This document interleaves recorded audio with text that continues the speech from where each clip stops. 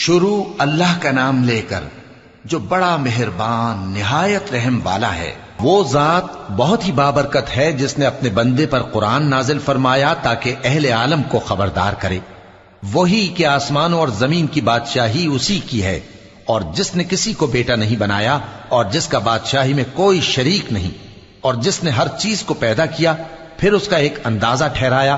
اور لوگوں نے اس کے سوا اور معبود بنا لیے ہیں